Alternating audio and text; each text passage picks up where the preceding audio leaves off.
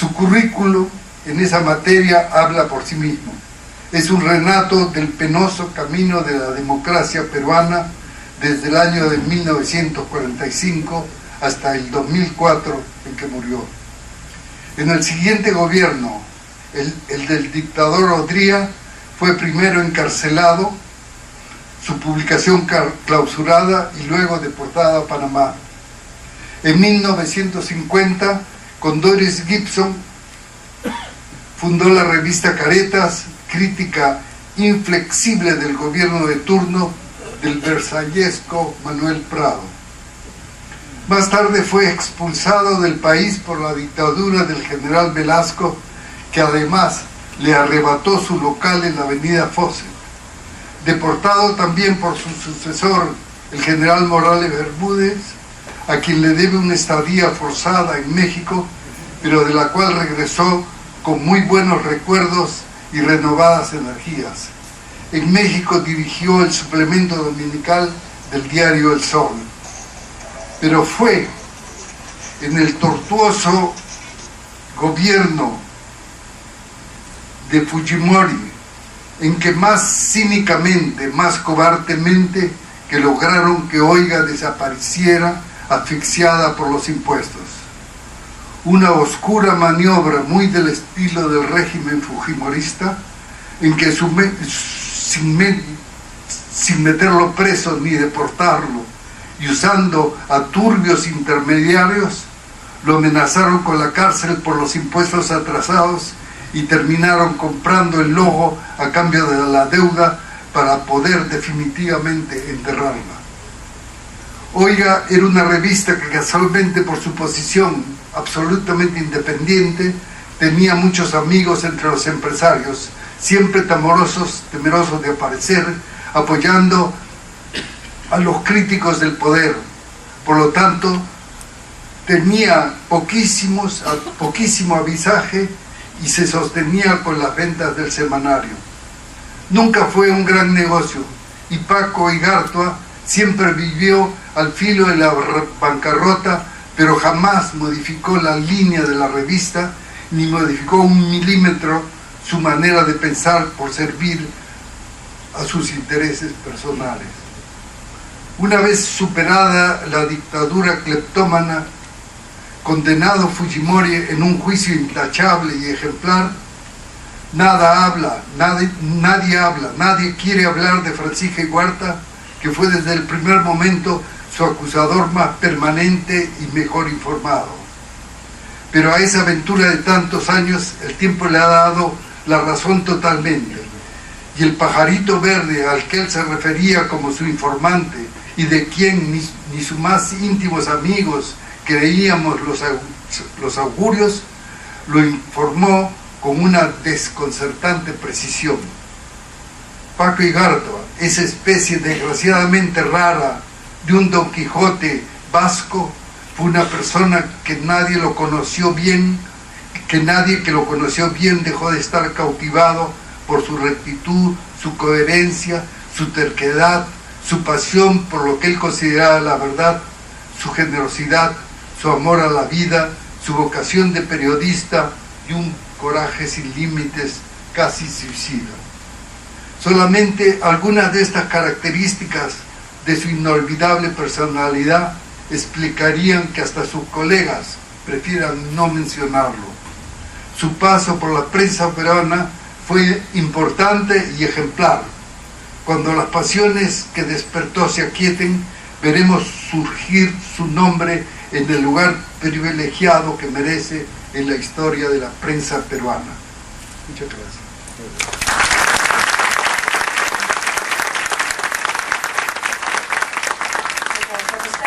El monseñor Miguel Irizar. Buenas tardes a todos. Un saludo muy especial a Clemen o Clementina. Bueno, pues yo soy un vasco y vecino de la tierra donde nació el padre de Paco Igartua.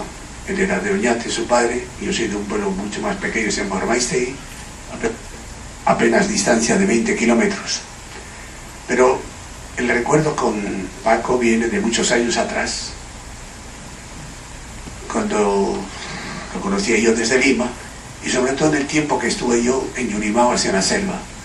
No era fácil que las cosas de la selva tuvieran eco en ese momento en Lima, y justamente estábamos en una época muy difícil. Empezaba el narcotráfico y también entraba el terrorismo. Yo estaba de obispo en Yurimaguas. Y sin embargo logré que un par de reportajes salieran en Oiga, y en una de ellas yo hacía como una denuncia que me puso como titular: en el Perú no hay voluntad política para erradicar el narcotráfico. Estoy hablando del año 1982-83. Y igualmente, cuando inauguraba yo un monasterio de carmelitas de clausura en Yurimaguas, me mandó su reportero para allí. Y hablo ahora de un aspecto que muchos no sabrán. Él tenía una especial simpatía por las religiosas de clausura, clarisas que estaban en Ayacucho, porque esas clarisas, algunas de ellas vinieron de Oñate, de la tierra vasca, y reforzaron el monasterio de Ayacucho, que estaba en crisis, y él las visitaba con frecuencia, ¿no es así?, a las de Oñate y a las de Ayacucho. A mí me extrañaba que Paco Igarto se preocupara de las monjas de clausura, pero bueno, y acaso una faceta no tan conocida. Pero por otro lado, a mí me ha tocado vivir con él el momento, por decir, más delicado en una persona, con su enfermedad avanzada, con sus dificultades respiratorias.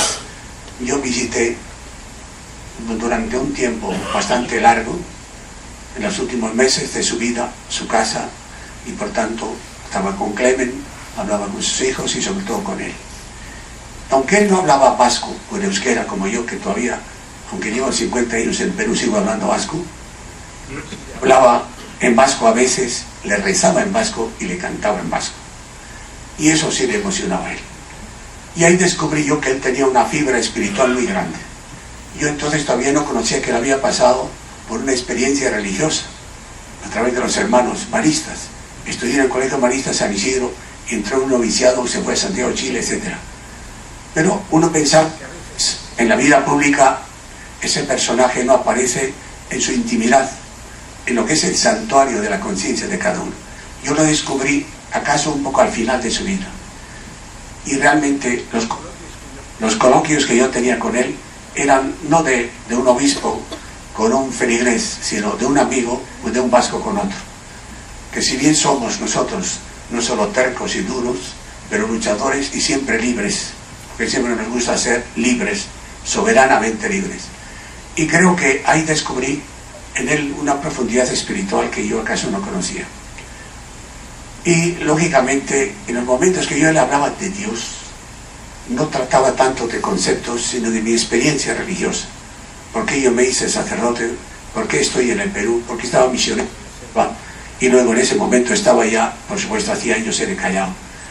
Entonces ahí había una riqueza espiritual. Creo que esa profundidad que tenía él por la lucha no solo era porque era una mente luchadora o un vasco tosudo, sino porque también había en él algo que Dios había sembrado en su inteligencia y corazón.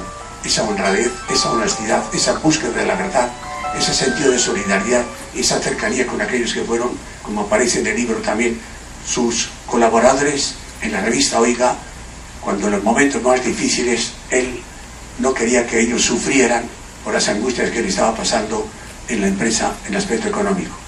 Bueno, no quiero prolongar esta mi reflexión, pero sí yo creo que era hora de que recuperáramos no solo la memoria, el mensaje de Paco Igarto, hombre recto, un hombre de riqueza intelectual y espiritual, y sobre todo el hombre que buscaba siempre la libertad y nunca se sometía al poder por el poder, y no transigía por tanto ni con la mentira y tampoco con el abuso y tampoco con las falsas cosas que suelen ocurrir, digamos, o medias verdades en la vida política.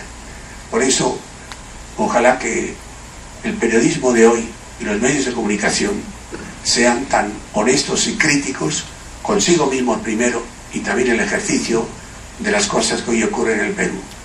Y una de esas, para mí, que me ha tocado también estar en el campo siempre del área social, ahora me toca presidir Cáritas del Perú, les digo que el tema que a mí me preocupaba, y también a él en su momento, sería el tema de la corrupción, que está vigente todavía en el Perú, y todavía ni los medios de comunicación no digo lo atacan, lo tratan con esa responsabilidad que sería innecesaria.